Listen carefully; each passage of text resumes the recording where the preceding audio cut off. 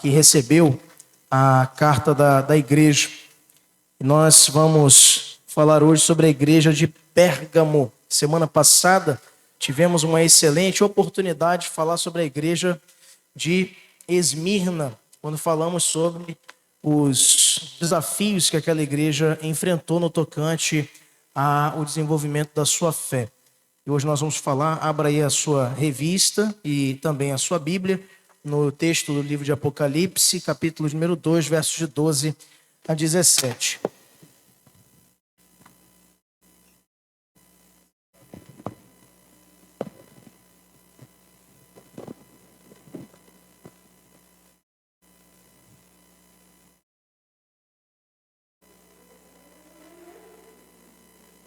Ok? Muito bem. Então, nós vamos meditar nessa manhã, nesse texto, e sobre a carta que o Senhor envia a esta igreja. É interessante notarmos, meus irmãos, que assim como as demais igrejas do Apocalipse, já falamos aqui de Éfeso, de Esmirna, agora vamos falar sobre Pérgamo, ainda vamos falar sobre Tiatira, Laodiceia.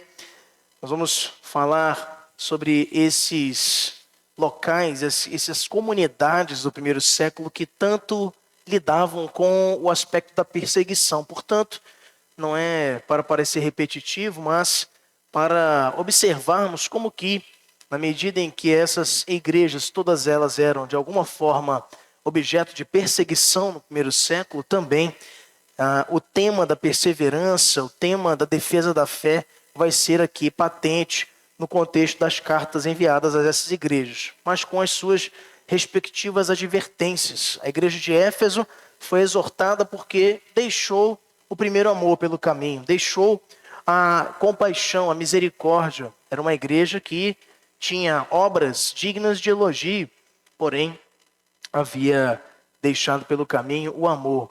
Da mesma forma, a igreja de Esmirna, estudamos a semana passada, ela lidava com o problema das heresias no meio e também das perseguições. Tinham grandes dificuldades com respeito a isso, porque estavam numa cidade que era conhecida como a cidade dos mártires. Falamos isso a semana passada. Então, era nesse contexto que o Senhor escreve a eles, os encorajando a não abandonarem a fé, pois certamente eles teriam uma grande dificuldade de exercer com mais vigor a sua fé, à medida em que eram brutalmente perseguidos e mortos e presos, e isso impactava com toda certeza a fé professada por aqueles irmãos. E nesse contexto, nós vamos falar hoje sobre a igreja de Pérgamo, já com outro perigo aqui apresentado, o perigo da apostasia. Essa igreja, na cidade de Pérgamo, era localizada num ambiente de muita confluência comercial. E é interessante o certo comentarista afirmando, como nos diz aqui a nossa revista, que essa igreja foi aprendendo a se adaptar com o mundo por conta da sua realidade muito cosmopolita, com muitas culturas, com muita gente transitando, com uma cultura muito particular e desfrutando de confortos, mas também participando de muitos vícios. E o que ganhou o conforto e a popularidade naquele lugar, naquela cidade, perdeu em espiritualidade. Então eles tinham uma espiritualidade frágil. E exatamente por nutrirem uma espiritualidade frágil é que Pérgamo estava suscetível, mesmo dentro da sua própria membresia, aquela igreja, a abandonarem a fé, a lidar com o problema da apostasia.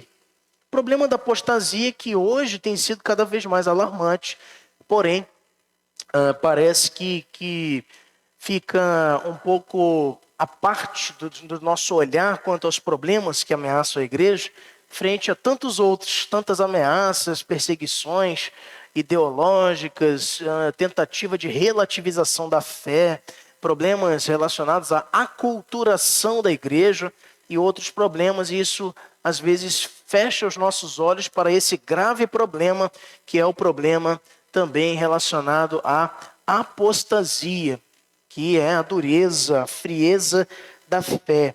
essa igreja, a igreja de Pérgamo, ela foi, como nos diz aqui o nosso autor da lição, poupada de terríveis perseguições que, como nós vimos, não foi um privilégio da igreja de Esmirna, que estudamos na semana anterior.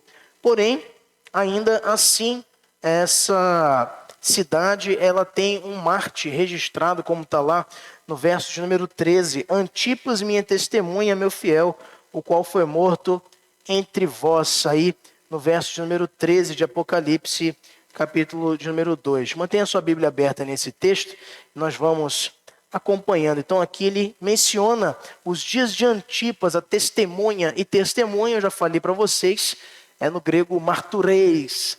E é exatamente da onde deriva a palavra mártir ou martírio.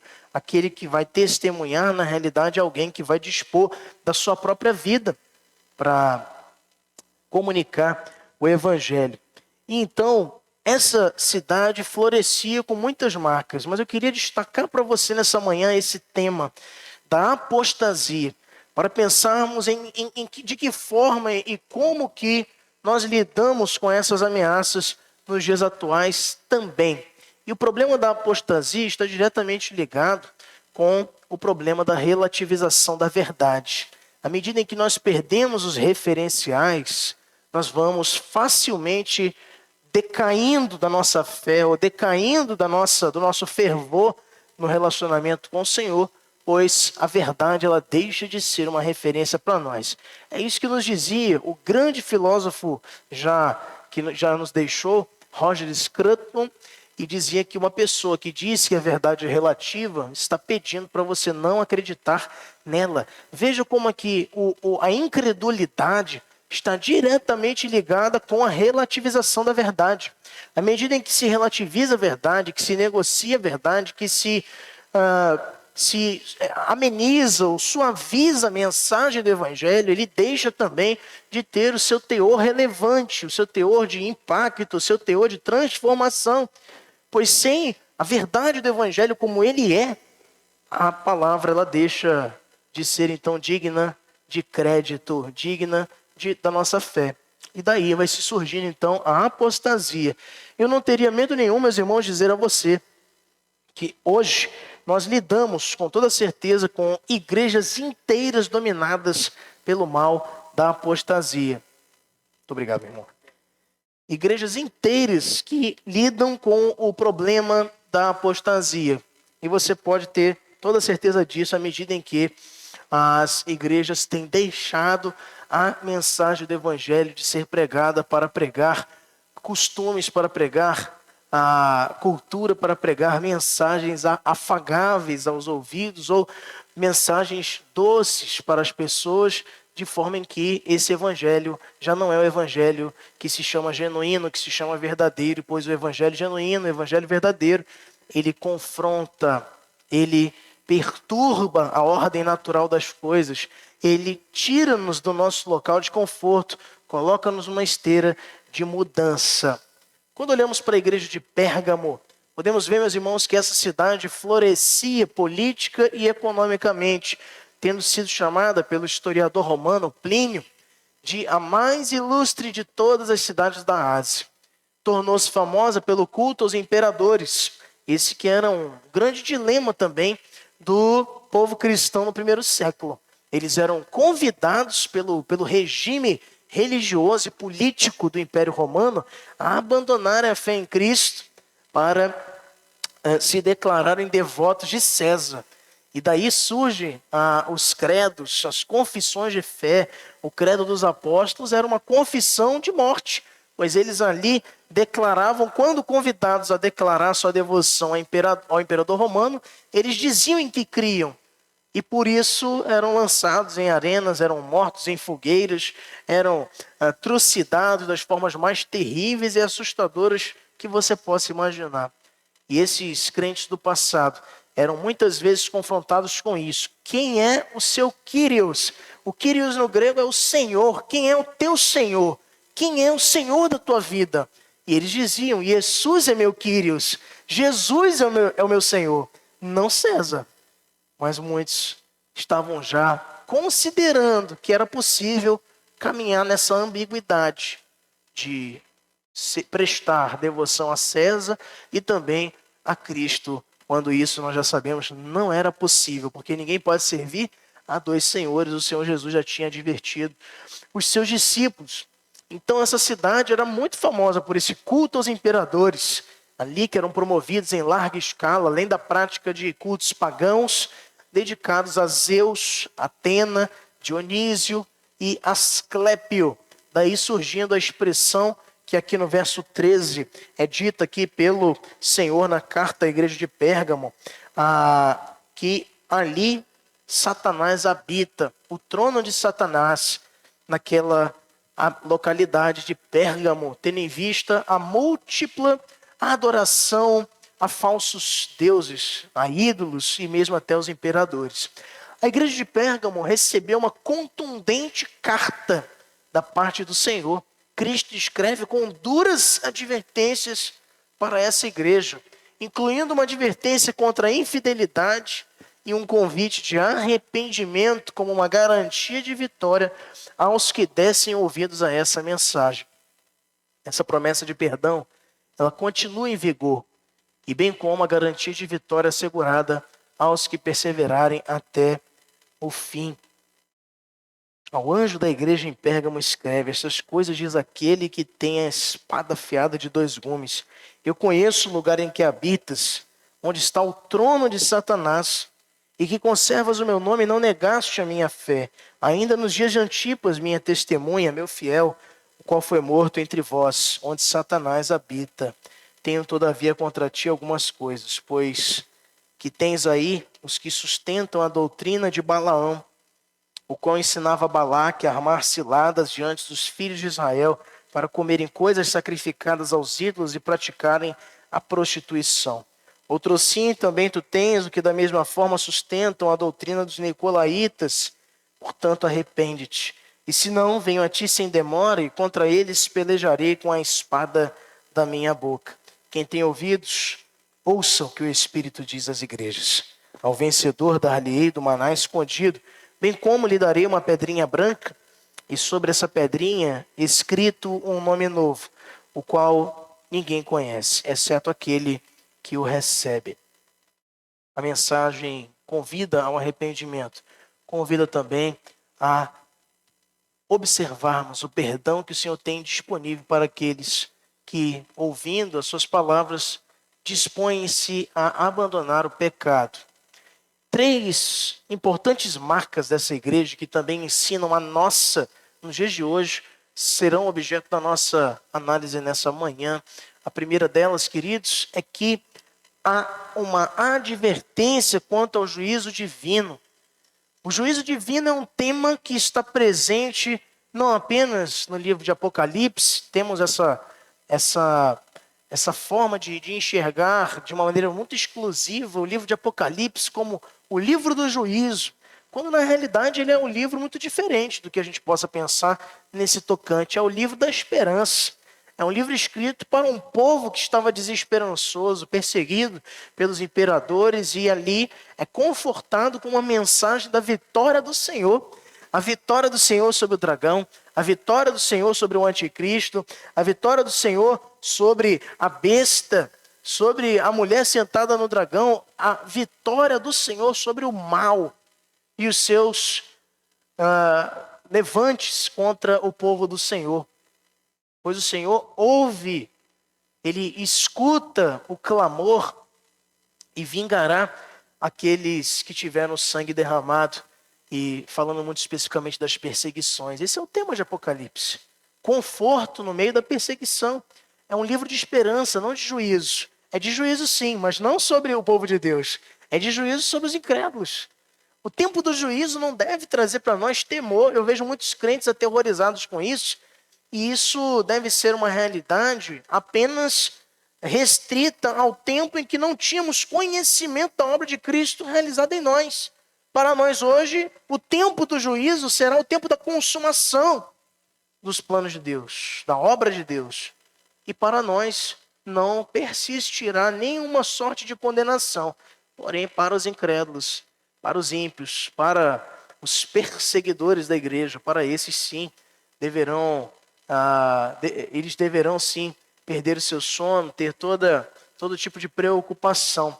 Porém, a igreja, quando lida com este problema que Pérgamo estava lidando, com um tipo de conivência com as obras dos nicolaítas, com um tipo de condescendência, de falta de ação interventiva no tocante ao pecado, a esse antro de doutrinas de Balaão, de idolatrias, de fé vivida de uma forma dupla, para esse tipo de apostasia experimentada, sim, o Senhor adverte aquela igreja quanto ao juízo, pois não terá por impune aqueles que negarem a Ele, que negarem a fé no Senhor, vivendo-a de uma forma errada, como aqui viviam os cristãos da cidade de Pérgamo.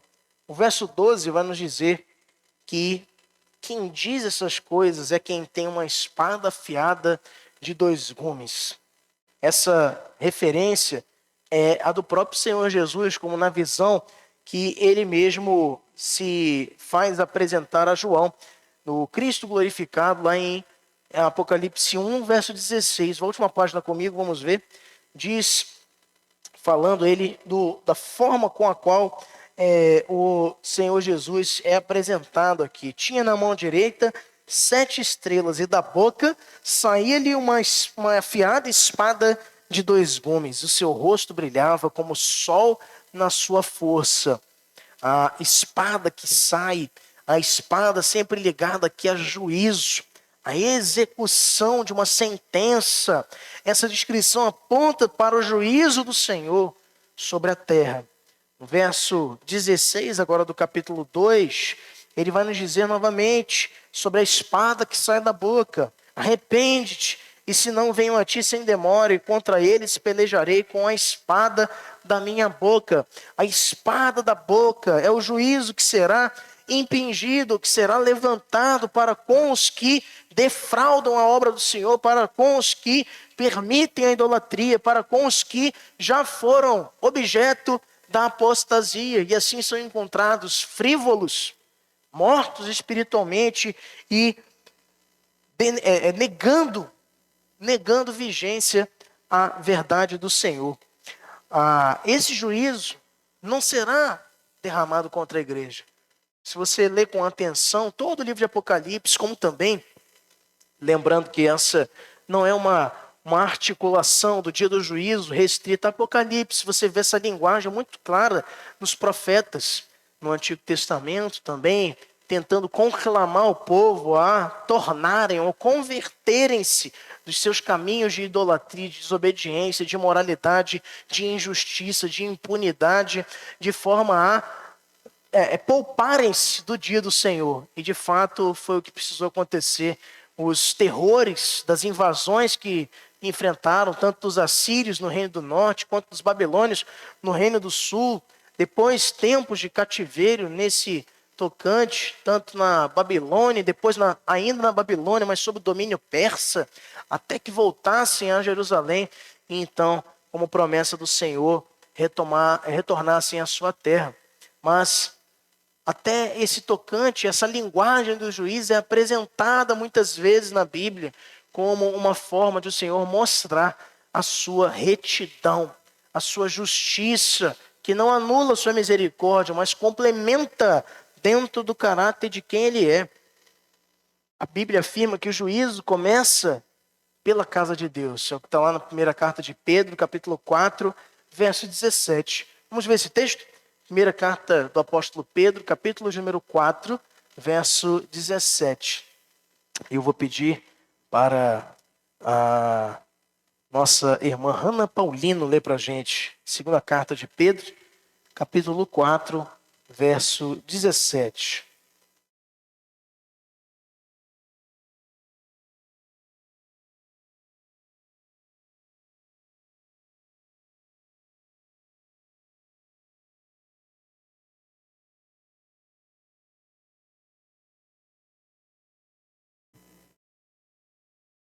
Primeira carta de Pedro, tá?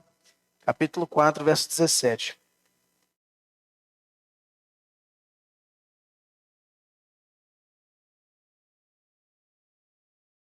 porque a ocasião do começar o juízo pela casa de Deus é chegada.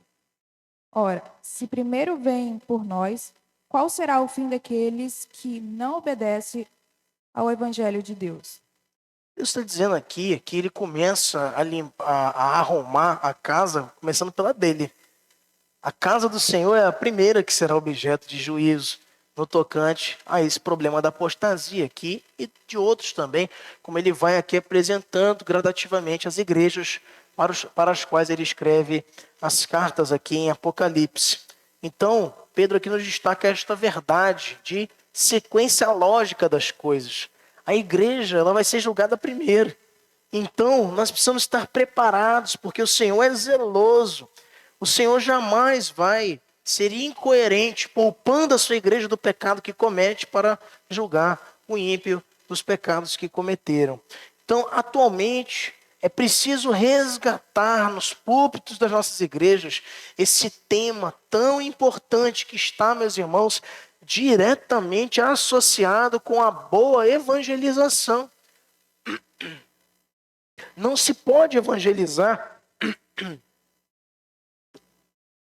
não se pode esperar apresentar a graça como ela é, sem antes falarmos do juízo do Senhor, sem antes falarmos da justiça do Senhor, da sua total inconcorrência com o pecado.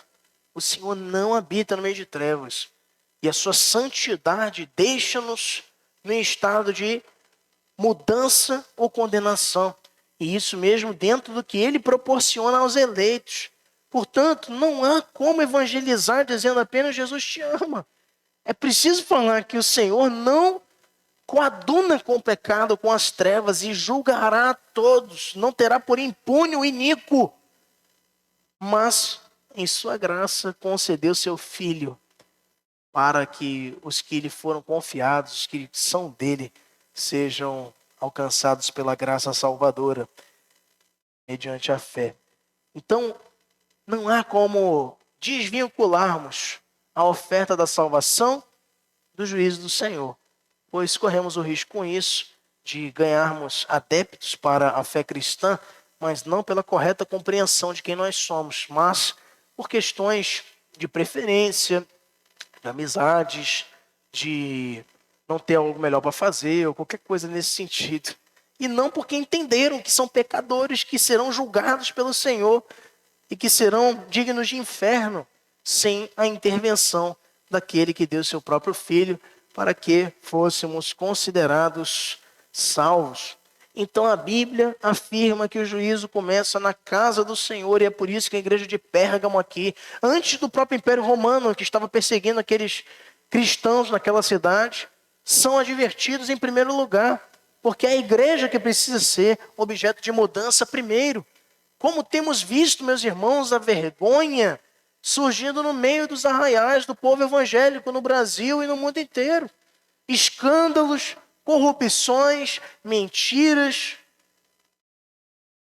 uma série de conivências com o erro, relativização do mal, e a igreja perdendo sua relevância, sua voz profética na sociedade, convivendo com trocas políticas, conveniências.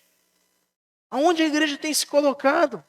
Aonde a igreja tem se mostrado como uma agência do reino de Deus, como uma embaixada do reino dos céus? Tem muitas vezes, do contrário, sido objeto de jogar o nome de Cristo e da sua igreja na lama. Isso falando da instituição, para não falar do crente individualmente, que já faz isso muitas vezes. A igreja tem se vendido, a igreja tem perdido a sua voz no mundo, e isso como objeto também deste problema que a igreja de Pérgamo enfrentava, o problema da apostasia. Em Naum, capítulo 1, versos 1 a 3, o profeta registra: o Senhor é Deus zeloso e vingador. O Senhor é vingador e cheio de ira. O Senhor é tardio em irar-se, mas grande em poder e jamais inocenta o pecado. Em Hebreus 10, verso 31, o escritor nos adverte: horrível coisa é cair nas mãos do Deus vivo. porque o perigo da apostasia está à espreita. Ele é mais real do que você possa imaginar. Por isso, precisamos perseverar na fé. E mesmo que não dê resultado, mesmo que não seja muito utilitarista, mesmo que não haja conveniência nisso, nosso compromisso não é com números, nosso compromisso não é com aparências, nosso compromisso não é com políticas, com vertentes dos homens. Nosso compromisso é com a pregação genuína e fiel da palavra. Mesmo que não estejamos vendo o fruto disso, mas ele será levado a efeito para o seu crescimento em tempo oportuno, porque as sementes são por nós lançadas, mas quem lhe confere crescimento é o Senhor. É Ele que confere crescimento à sua obra. Nós lançamos sementes, outros de nós regam, mas quem dá o crescimento é o Senhor. Eu plantei, Apolo regou, mas o crescimento vem do Senhor. Então precisamos honrar e servir a Cristo com a inteireza do nosso coração, pois é Ele quem haverá de nos livrar deste juízo, nos guardando como o seu povo, como a sua igreja. É dessa maneira que devemos viver, como Paulo recomenda a Timóteo, falando da sua própria jornada, combatendo bons combates, completando a nossa carreira e guardando a fé. Uma vida marcada por perseguição, uma vida marcada por privações, uma vida marcada, como a de Paulo, por diversas dificuldades, as mais impensáveis. Coisas que hoje você pensa que são dificultadoras da tua expressão evangélica, de fé, de testemunho cristão, que não chegavam nem aos pés das batalhas enfrentadas pelo apóstolo Paulo. Mas é porque é o apóstolo Paulo. Então vamos falar de outros cristãos do passado, que suas próprias vidas estavam ali, diante deles, sendo tiradas, sendo ameaçadas, a troco da sua própria confissão de fé. Não era porque eles estavam plantando igrejas, consequentemente também, mas por eles dizerem que creem em Jesus.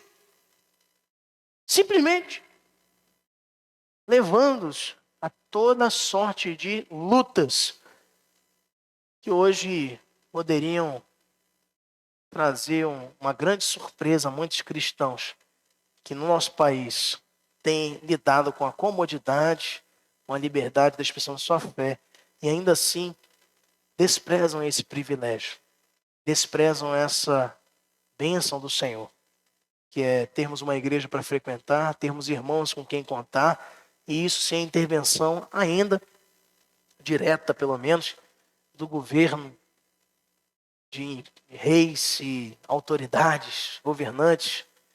Podemos nos reunir aqui, a igreja se auto-administra, mas até quando? Quando não for mais possível, como será a nossa expressão de fé? Como será que vamos lidar com o problema da apostasia? Pois, meus irmãos, assim correndo, haverá para nós o juízo divino. Essa questão que Pedro apresentou lá no texto que a Hannah leu para a gente é muito relevante, porque Deus ele nunca trai a sua própria natureza, o seu próprio caráter. O texto lá de Romanos, quando fala, Romanos capítulo 8, no verso 16 em diante, quando ele vai falar ali sobre a confiança que devemos ter no Senhor, ele diz, porque o Senhor não poupou seu próprio filho. Quando Deus olhou o seu filho amado, o seu filho unigênito, e viu nele os pecados, meus e seus, e de todos os eleitos ali, representados no Cordeiro que tira o pecado, ele o imolou, ele o abandonou na cruz, para que morresse por nós, porque os seus planos também não poderiam negar a sua natureza, pois ele não tem por impune o pecador. Mas naquele momento era o seu filho, e ainda assim, puro e perfeito, foi ele imolado, sacrificado por nós. O que dizer então, veja, de um Deus que não tem por impune sequer o seu filho, quando nele estavam representados os nossos pecados? O seu juízo para com a igreja será da mesma medida, quando olha para a igreja e vê a igreja fria, vê a igreja convivendo com o pecado, sem tratá-lo, sem usar da sua autoridade para corrigi-lo, sem observar as consequências que o pecado traz para, e a apostasia traz para a jornada da fé. Em segundo lugar, o Senhor não apenas olha aqui para a igreja de Pérgamo e apresenta-lhes uma advertência sobre o juízo a respeito dessa grave circunstância da apostasia. Fala-nos também da oferta de livramento. O Senhor, ele é tardio em irar-se e ele é longânimo e por isso apresenta a via do arrependimento, a oferta do livramento, o convite à mudança. No verso 16, o texto vai dizer: portanto, arrepende-te, e se não, venho a ti sem demora, e contra eles pelejarei com a espada da minha boca. Aqueles que estão em falta com Deus precisam aproveitar o tempo do intervalo da sexta para a sétima e última trombeta. Enquanto a sexta trombeta, nós já estudamos isso aqui também, Apocalipse, simbolizando os graus de anúncio da aproximação do juízo do Senhor. Ele serve nesse intervalo para nos dizer que quando tocar a última, já não haverá aberta a estrada própria para os que se arrependerem. Esta estará fechada. O tempo de arrependimento é hoje, é agora. Pois quando Cristo voltar, não voltará mais como um cordeiro. O Senhor veio como cordeiro, como ovelha muda, foi ultrajado pelos que o condenaram e nada disse. O servo sofredor de Isaías 53. Mas agora, no seu retorno, na sua segunda vinda, o Senhor já não virá mais como uma ovelhinha, como um cordeirinho, como um inocentezinho. Ele virá como um juiz. O Senhor virá com a referência que a própria carta à igreja de Pérgamo aqui fala, com uma espada afiada para julgar. Mais à frente, no livro de Apocalipse, veremos o Senhor regendo as nações com o cetro de ferro, referindo-se aí à rigidez da justiça do Senhor, a sua santidade.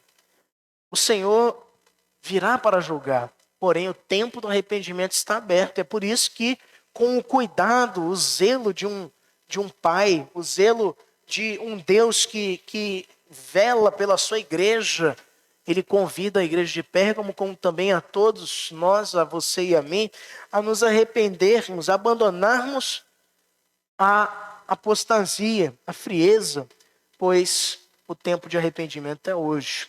Mas não é apenas reconhecer ou se entristecer pelo pecado. A Bíblia afirma que o que encobre as suas transgressões jamais prosperará, mas o que professa, o que confessa e deixa, alcançará misericórdia. Provérbios 28, 13. Então, o convite é para mudar. O texto nos diz: arrepende-te.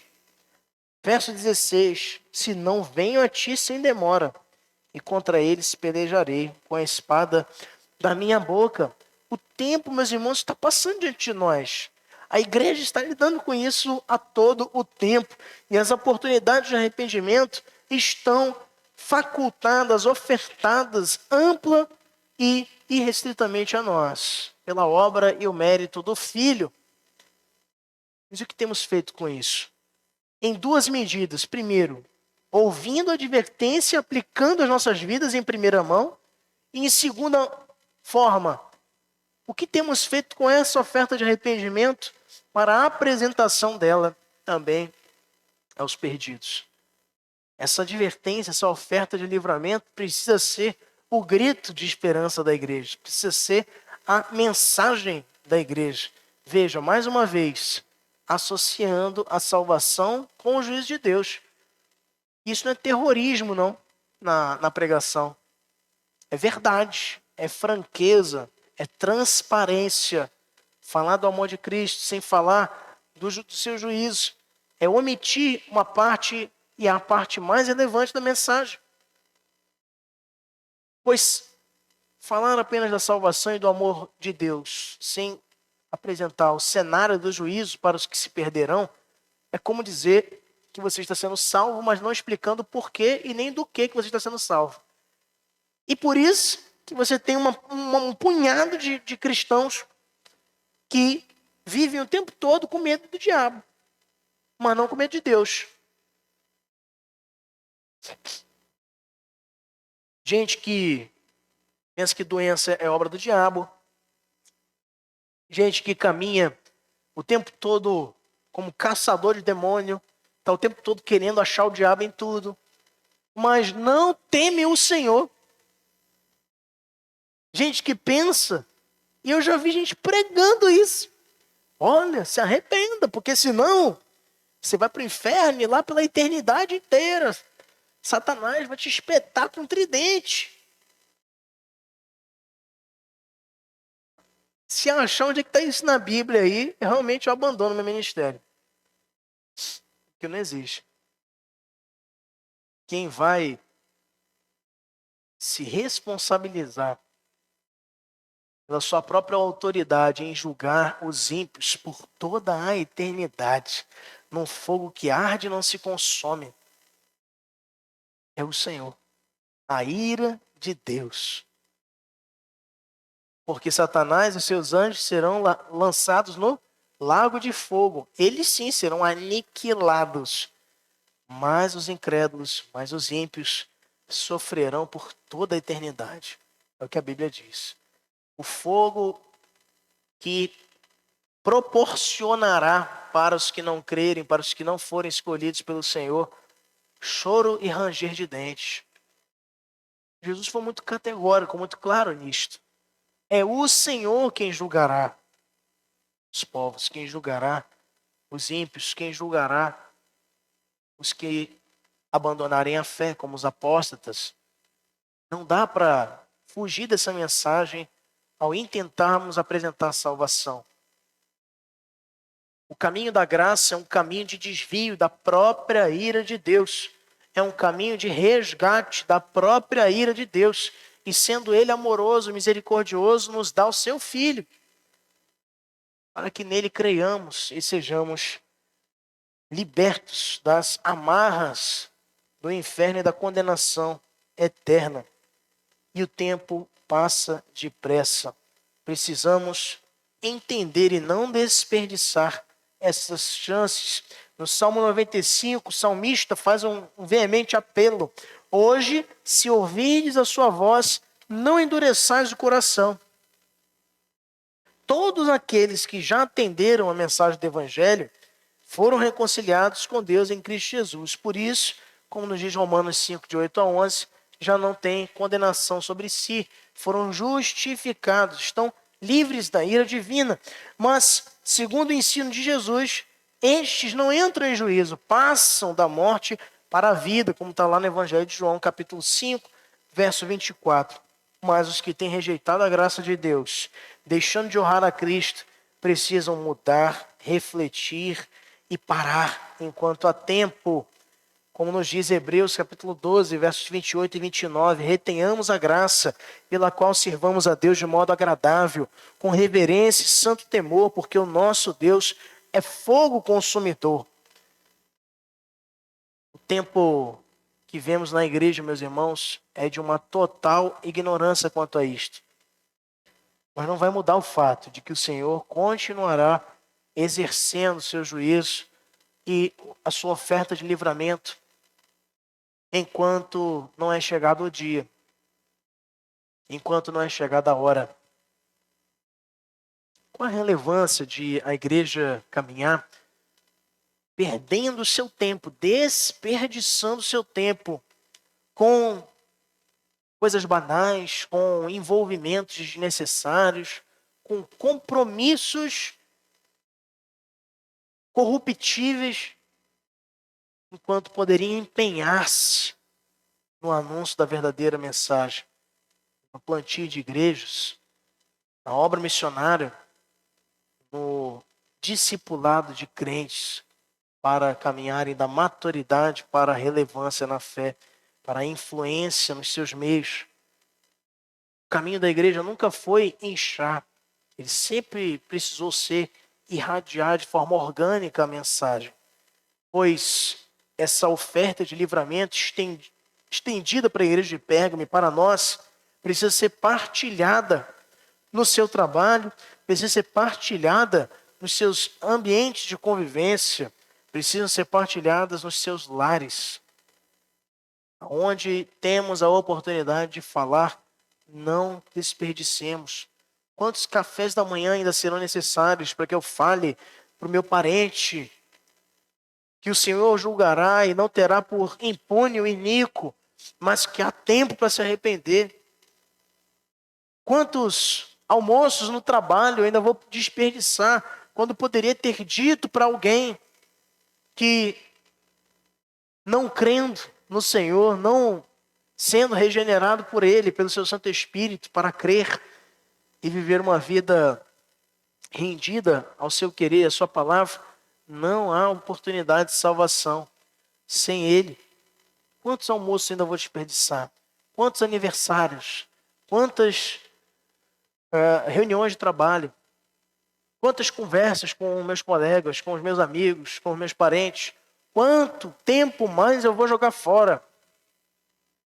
E, antes disso, quanto tempo eu vou deixar de olhar para mim, como igreja, onde começa a obra da purificação, da restauração, do juízo do Senhor? Quanto tempo eu vou deixar de olhar para mim e mudar, e parar, e abandonar o pecado, e refletir sobre a minha caminhada, entendendo o amor do Senhor e o seu desejo de que nos arrependamos?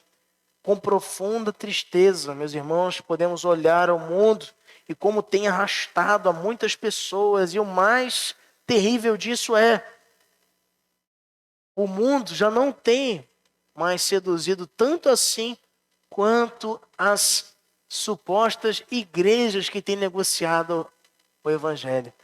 Estas seduzem com muito mais facilidade a fé dos incautos, colocando no estado de anestesia a mente, o coração e a vida daqueles que desejam ou que se colocam como seguidores de Jesus, mas que na verdade nunca o foram.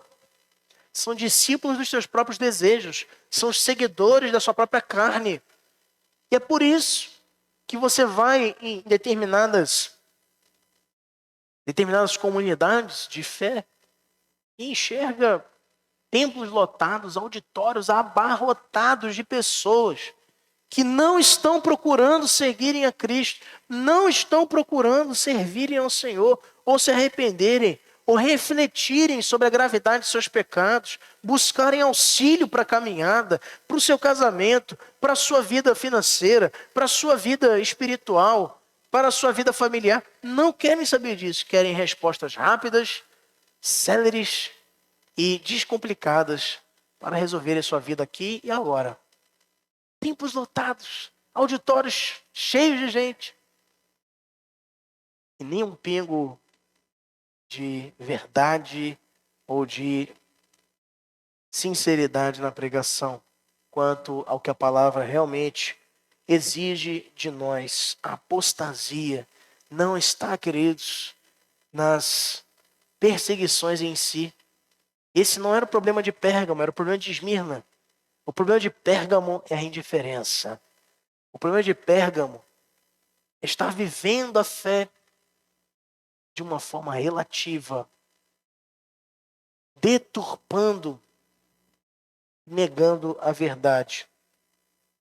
É uma ameaça que não esteve só com Pérgamo, está também ao lado, buscando capturar até mesmo as igrejas que biblicamente têm se comportado de forma séria.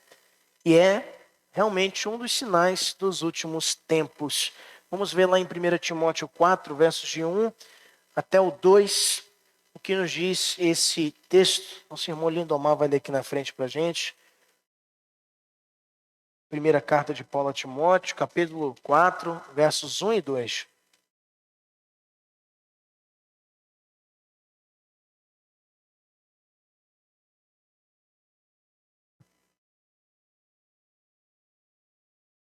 Ora, o Espírito afirma expressamente que nos últimos tempos alguns apostatarão da fé, por obedecerem a espíritos enganadores e a ensinos de demônios, pela hipocrisia dos que falam mentiras e que têm cauterizada a própria consciência.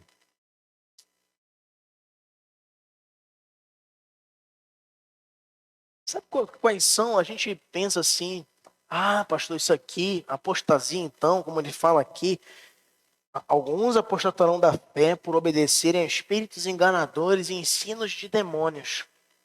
E aí a gente pensa assim, o que serão esses ensinos de demônios? Ah, pastor, isso é o ocultismo, é o paganismo dentro da igreja. Não é nada disso. A apostasia é um resultado da subserviência à fé deturpada. A fé ensinada em contrariedade ao que ela é. A heresia. A heresia, ela dobra com o tempo o seu seguidor à própria apostasia, o abandono da fé que é verdadeiro. Um microfone aqui para o presbítero Santos. E isso me lembra do episódio em que Jesus é tentado no deserto e lá Satanás, olha só, o ensino de demônios. O que é que Satanás oferece a Jesus? Deturpar a mensagem e com um detalhe, sempre para que se beneficiasse dela. A mensagem não foi feita para isso. Os mandamentos do Senhor não são para que nós vamos nos beneficiar deles se obedecermos, mas não é esse o propósito principal, é glorificar o nome e o caráter e a santidade do nosso Deus. Então, quando Satanás diz assim, está escrito, não é? A teus anjos ordenarás e darás ordem a teu respeito. Então, olha para essas pedras e ordena que se transformem em pães para que te alimentes, né? E com a própria palavra, o Senhor o refuta, dizendo, nem só de pão viverá o homem, também está escrito. Depois a mesma coisa em relação a dobrar-se ele para o adorar, e como consequência disso, recebendo as possessões, as riquezas e as autoridades da terra. E também ele diz, também está escrito, ao Senhor teu Deus adorarás, e só a ele darás culto. E finalmente, no pináculo do templo, fazendo um retorcimento do Salmo 91, ele diz, não é? E aí sim, né, no contexto que eu tinha dito antes, aos teus anjos ordenarás e darás ordem a teu respeito, falando da proteção, né? O Salmo 91 é todo construído nessa lógica. Então, arremessa-te daí, né? E os anjos virão, e será bonito isso, né? Pináculo do templo, o Messias sendo carregado por anjos, glória humana, reconhecimento humano, ou glória dos homens. E Jesus disse também está escrito, não tentarás o Senhor teu Deus. Pode falar, meu irmão. Pastor, a gente quando lê, medita sobre as 7 igrejas da Ásia, eu acho que é, assim, muito costumeiro se falar bem só da igreja de Filadélfia e também de Esmirna, né?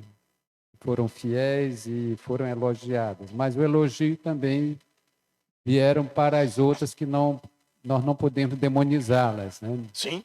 Porque a igreja de Pérgamo, bem como outras, ela é elogiada, no caso de Pérgamo, porque ela manteve a sua fé e confiança em Cristo, correto? Sim. E foi criticada por quê? Por causa da sua tolerância, né? A imoralidade, a idolatria e também, principalmente, como o senhor falou, as heresias, que é muito prejudicial à igreja, o que a gente vê nos dias de hoje, né?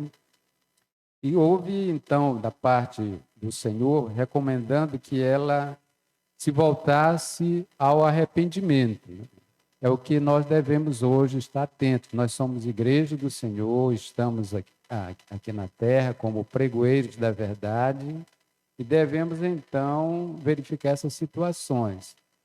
A idolatria também a líderes que são famosos, voltando justamente, muitas vezes, não para aquilo que a Bíblia fala, mas para a ideologia que é pregada de púlpito, né? Então é necessário que a gente observe tudo isto, que tudo isto entristece ao Senhor. E nós, como servos do Senhor, vamos prestar conta diante de Deus individualmente. É isso mesmo. Então, nós precisamos considerar o perigo que há nesta questão da apostasia e observar com clareza o tempo. Obrigado, meu querido. Não, tá bom. O tempo da oferta de livramento que o Senhor tem, até por considerar também que os que pertencem a Ele, ainda que tropecem com esta oferta na sua benevolente misericórdia, poderão sim ser restaurados nessa caminhada. Você mesmo certamente já caiu, já tropeçou, já falhou, já desagradou o seu Deus, quem sabe nesta semana mesmo. E ainda assim o Senhor quer e pode regenerar-nos, transformar-nos à luz da sua obra, à luz da sua santidade. Portanto, queridos, ainda que lidemos com o perigo da apostasia, precisamos estar atentos a que o Senhor nos convida, primeiro, a experimentarmos deste arrependimento para o qual Ele nos convida. Arrepende-te, verso 16, é o que Ele nos diz e diz também à igreja de Pérgamo. Se não, precisamos saber o que acontecerá diante da dureza, da falta da mudança nas nossas vidas, que é o juízo do Senhor. Mas Ele quer certamente nos livrar disto com o seu amor e a sua misericórdia, se assim atendermos a sua voz. Em terceiro e último lugar, o Senhor nos apresenta aqui a garantia de vitória aos que guardam a palavra de Deus. Promessas concedidas para estes que, ouvindo sua voz, se arrependeram. Você pode observar no verso 17 alguns elementos simbólicos que ilustram esse sustento da graça divina e a vitória garantida aos que se mantiverem fiéis. Veja, quem tem ouvidos, ouça o que o Espírito diz às igrejas. Ao vencedor dar-lhe-ei do maná escondido, bem como lhe darei uma pedrinha branca, e sobre essa pedrinha escrito um nome novo, o qual ninguém conhece, exceto aquele que o recebe. Esses elementos aqui são duplamente importantes. Primeiro, eles apresentam o maná e também a pedrinha branca. Um maná escondido, um maná diferente, especial, digamos, exclusivo, e uma pedrinha personalizada, com o nome da pessoa. Mas, mais do que bibelôs ou lembrancinhas, aqui o Senhor não está prometendo no aspecto físico essas coisas, está prometendo no aspecto muito mais profundo, o que representa o maná como pão e também a pedrinha como uma nova identidade naqueles que se arrependem. Os elementos aqui, o maná e a pedrinha branca, o maná significando a provisão celestial, aludindo à história de Israel no deserto, quando peregrinando, teve do Senhor o alimento sendo concedido por Ele próprio, para eles, um alimento puro, isento de impurezas que no deserto ali seriam certamente objeto de infecções, problemas que o povo poderia enfrentar ao se alimentarem, inclusive de animais ali considerados indignos das refeições, da rotina nutricional do povo. E é por isso que o Senhor estabelece ali regras rígidas para com a questão cerimonial da alimentação do povo.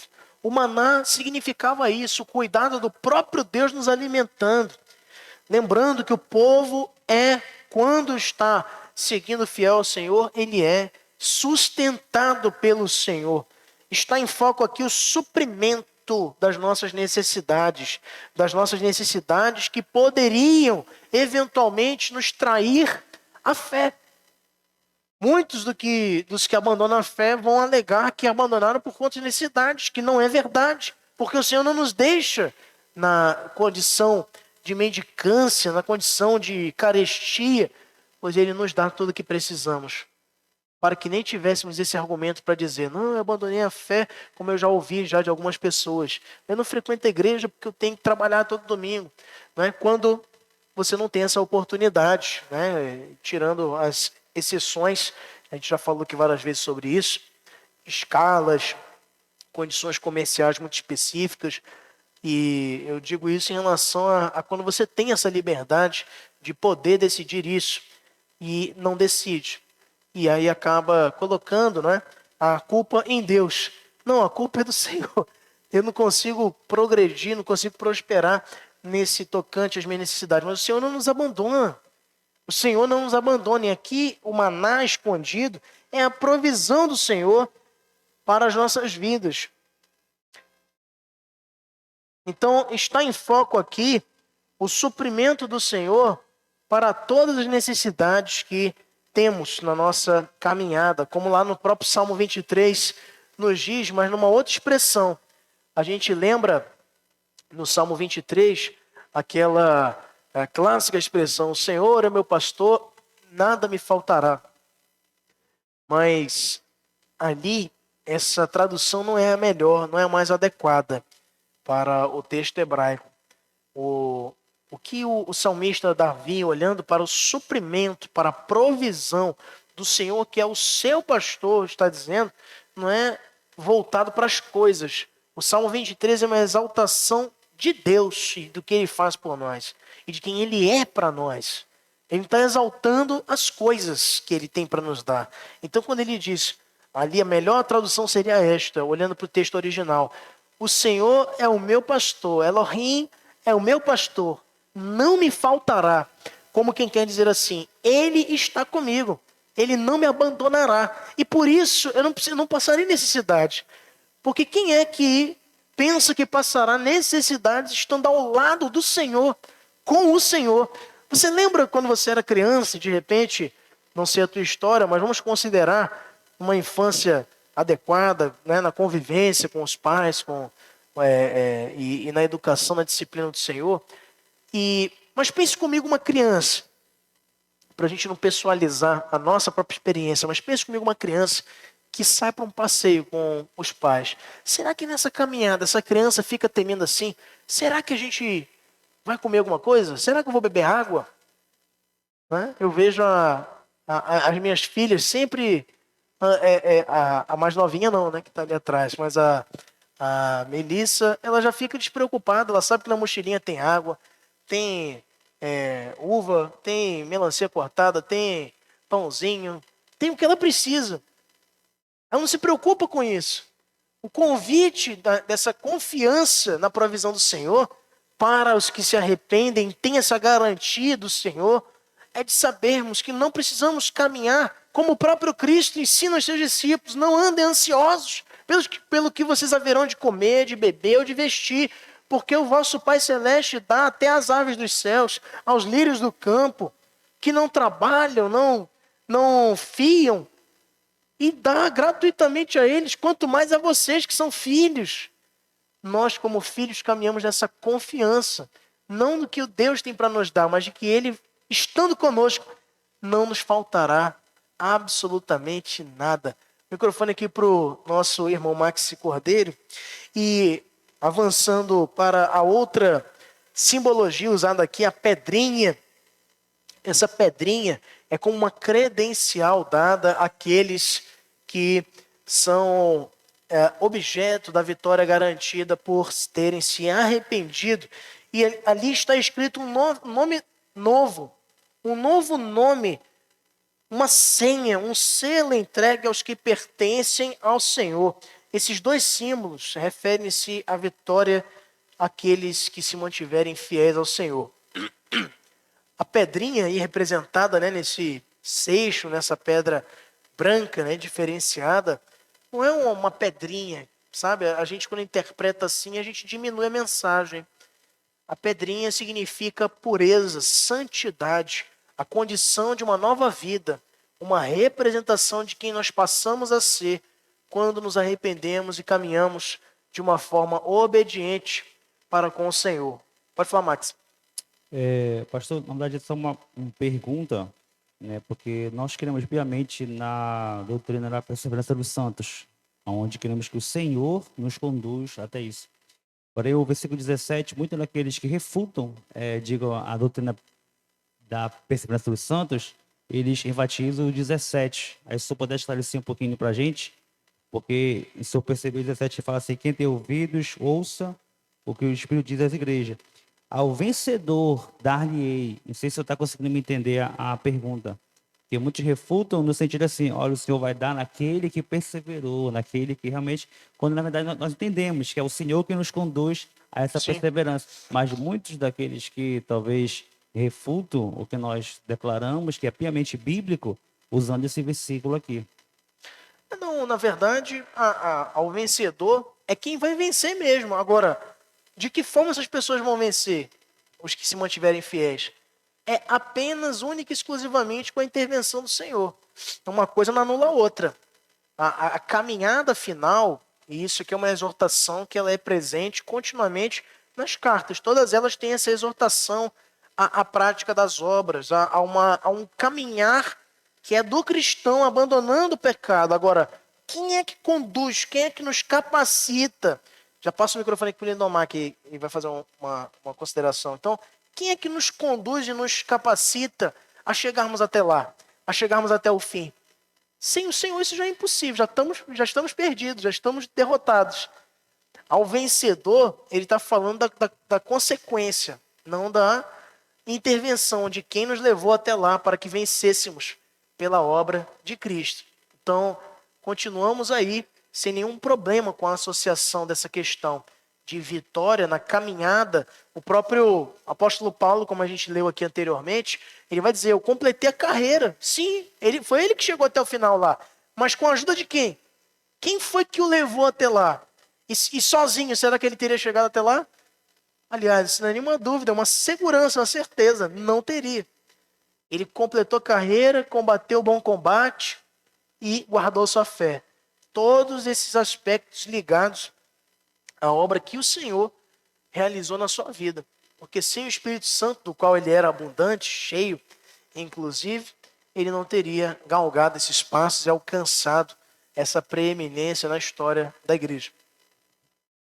Sobre o Apocalipse, muitas pessoas têm ele como um livro ditador, né? Julgador. Mas quando a gente passa a estudar, né, esse livro, a gente vê, na verdade, o grande amor de Deus na nossa vida, né? Aqui a gente já estamos concluindo a terceira igreja, né, que a gente está estudando. A gente vê o amor de Deus orientando os irmãos, a igreja, que a gente serve para a gente hoje, né? Volta-te, de onde tu caíste, examine-se, né? Estou te abençoando, eu vou te abençoar, vou dar a garantia da vitória, como terceiro ponto. E em Romanos 2:13, ele fala assim, para a gente não ser só um mero ouvinte, mas praticante da palavra. É o que Deus tem sempre falado às igrejas, né, do Apocalipse. Eles voltarem à palavra, deixarem os erros, né, se apegar à palavra, se apegar à obediência. Não é somente um livro de terror, como muitos. Tem uma tia que ela fala que eu não leio o Apocalipse de jeito nenhum, porque isso é terror, só mostra monstros, só mostra besta. Né? Eu falei para ela que não é assim. Se a gente estudar, realmente a gente vai ver os pontos que, de fato, venha servir de crescimento para a nossa vida. Depende do lado que a gente está, né? Então, é bem aterrorizante mesmo para quem estiver em pecado. Isso aí não dá para negar. Agora, para quem está em Cristo, é um deleite, é uma maravilha, é um conforto, é um encorajamento lermos essas fiéis promessas que o Senhor nos traz para a vida do seu povo. Então, meus irmãos, esses símbolos, a pedrinha, o maná, eles têm referências à vitória, a prêmios, os mais importantes que o Senhor tem para nos conceder quando nos mantivermos fiéis a Ele. Portanto, fugindo da apostasia, da frieza, do abandono da fé. E isso vai se revelar nesses dois aspectos. Primeiro, na provisão de todas as nossas necessidades, é o maná. E segundo, numa nova identidade. Naquele tempo, no tempo antigo, essa coisa da pedra, da pedrinha, né? Isso aqui tem uma relevância muito relacionada à identidade, uma credencial. Alguns tinham, como essa questão das pedras mesmo, a questão da identificação de clãs, da identificação de costumes de determinados povos e culturas, então carregavam consigo cordões com pedaços de ossos ou pedras. Então eram adornos. Esse adorno dado ao crente fiel é o adorno da pureza, da santidade, com um novo nome aqui está fazendo referência ao nosso novo nascimento. Não que quando se converte o Lindomar vai deixar de ser Lindomar, o Valdenito vai deixar de ser Valdenito. Continua sendo Valdenito, agora, mas o seu nome agora é Valdenilton, um servo de Deus. O seu nome agora é mudado não no contexto nominal, é no contexto existencial. Nós deixamos de ser indivíduos que vivem apenas para si próprios. Passamos agora a ser um povo de pertencimento do Senhor. Um povo que depende, que caminha, que é sustentado pelo Senhor. E esses são os que então recebem essa pedrinha branca. A nossa preocupação precisa ser então, meus irmãos, de desfrutar essa vitória que Cristo tem para nos dar. Ele já nos deu, para os que estão nele, já são considerados mais que vencedores. Mas não porque nós tivemos grande perspicácia e autoridade nas batalhas, mas porque ele nos guiou até ali para vivermos de uma forma fiel. Nem olhos viram, nem ouvidos ouviram, nem jamais penetrou em coração humano o que Deus tem preparado para aqueles que o amam. A promessa que ele nos traz em 1 Coríntios, capítulo 2, verso 9. Em Cristo somos vencedores. E falando sobre essa vitória, em Cristo, Paulo argumenta: quem os condenará? É Cristo quem morreu, antes quem ressuscitou, o qual está à direita de Deus e também intercede por nós. Quem nos separará do amor de Cristo? Será a tribulação, ou angústia, ou perseguição, ou fome, nudez, ou perigo, ou espada? Como está escrito, por amor de ti somos entregues à morte o dia todo. Fomos considerados como ovelhas para o matador, e em todas as coisas, porém, somos mais que vencedores por meio daquele que nos amou. Romanos 8, de 34 a 37. Sendo assim, o perigo da apostasia precisa ser identificado pela igreja para que seja superado, não para que seja alimentado. Precisamos nos alimentar com o maná, a provisão, a palavra de Deus, que é para o nosso espírito alimento. E que tipo de alimento é esse que nós deixamos na prateleira e passa a semana toda pegando poeira e no domingo lembra? Por isso que tem muito crente raquítico, com problemas de saúde espiritual, porque não se alimentam do maná. Cristo, revelado na palavra, é o maná, é o pão enviado, o pão da vida, que desceu do céu. E por isso ele nos diz: quem comer a minha carne e beber o meu sangue tem a vida eterna. Não é terá, tem. E eu ressuscitarei no último dia, pois a minha carne é verdadeira comida, o meu sangue é verdadeira bebida. Quem comer a minha carne e beber o meu sangue permanece em mim e eu nele. Assim como o Pai que vive me enviou, e igualmente eu vivo pelo Pai.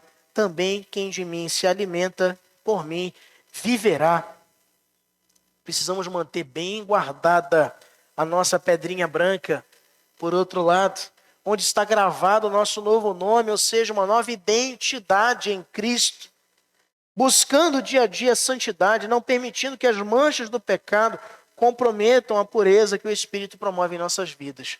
Não muda o nome, mas veja quantos de nós mudados, regenerados, convertidos, transformados nos seus propósitos e caminhos pela obra do Senhor, que nos molda conforme o seu caráter, nos dando essa nova identidade, são colocados nas seguintes indagações. Rapaz, eu olho o fulano hoje, eu não consigo nem reconhecê-lo. Não consigo mais, não dá para acreditar. O fulano que era envolvido com vícios, o fulano que era perdido nos desejos da sua própria carne, não resistia de forma alguma, não conseguia superar isto. O Beltrano, que não queria compromisso com nada, nem com ninguém, e hoje é um servo do Senhor, hoje é um vaso nas mãos do Senhor, identidade nova. O nome é o mesmo, mas a pessoa não. Muda, é mudada, é moldada, é transformada, é reidentificada, não agora mais com quem nós pensávamos que éramos, mas com quem nós deveríamos ser em Cristo. Ele muda a nossa vida, nos traz novas vestes. A pedrinha aqui é isto. A pedrinha aqui não é uma coisa mística. E eu já li também comentários até de supostos teólogos afirmando isso. Então não vai ter pedrinha, tá? Fique ciente disso. Se você desejava ter uma pedrinha, compre as pedrinhas que você quiser para decorar o seu jardim. Né? A pedrinha aqui é uma representação de algo muito mais importante, de algo muito mais especial. Infelizmente, meus irmãos, há crentes que têm